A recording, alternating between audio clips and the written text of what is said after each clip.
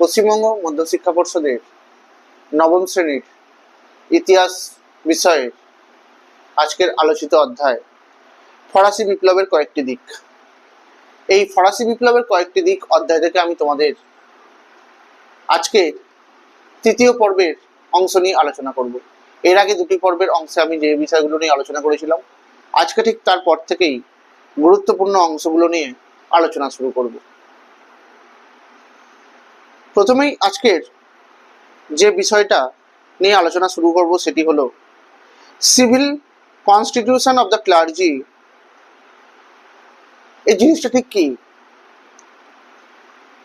1789 খ্রিস্টাব্দের সংবিধান সভা ধর্মযাজকদের সংবিধান বা civil constitution of the clergy নামে একটি আইন পাস করেছিল, যেখানে বলা হয়েছিল চার্চের ওপর পোপের আর কোনো রকমের কর্তৃত্ব থাকবে না।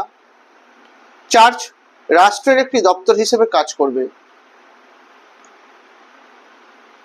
এছাড়াও ছিল গ্যালিকান চার্চ। এই ফরাসি চার্চগুলোর অপর নাম ছিল গ্যালিকান চার্চ। অ্যাসাইনেট ছিল ফ্রান্সে প্রচলিত এক ধরনের কাগজের নোট। ফরাসি বিপ্লবের সময়ে প্রধান রাজনৈতিক দলগুলোর কথা বলতে গেলে তিনটি দলের কথা বলা যায়। একটি ছিল ফিউল্যান্ড, আরেকটি জিরন্ডিন এবং অপরটি জেকোবিন। এই ফ্রান্সের বিপ্লবী প্রতিনিধি সভা সংগঠিত হয়েছিল তিনটি। প্রথম বিপ্লবী প্রতিনিধি সভা, যা সংবিধান সভা নামে পরিচিত, সংগঠিত হয়েছিল 1789 থেকে 1791 খ্রিস্টাব্দে।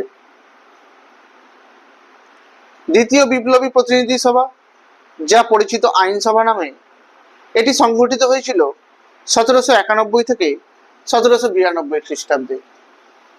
এছাড়াও তৃতীয় বিপ্লবী প্রতিনিধি সভা, যার নাম ছিল জাতীয় মহাসভা বা ন্যাশনাল কনভেনশন, যা সংগঠিত হয়েছিল 1792 থেকে 1795 খ্রিস্টাব্দে।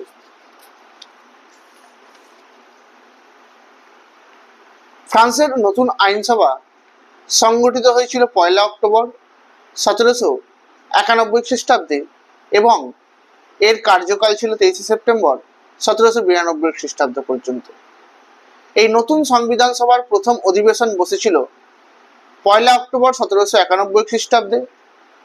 এই 1791 খ্রিস্টাব্দে নতুন আইনসভা গঠিত হয়েছিল। আইনসভার সদস্য ছিল প্রায় 745 জন। আর এই সভার প্রধান দলগুলি ছিল দক্ষিণ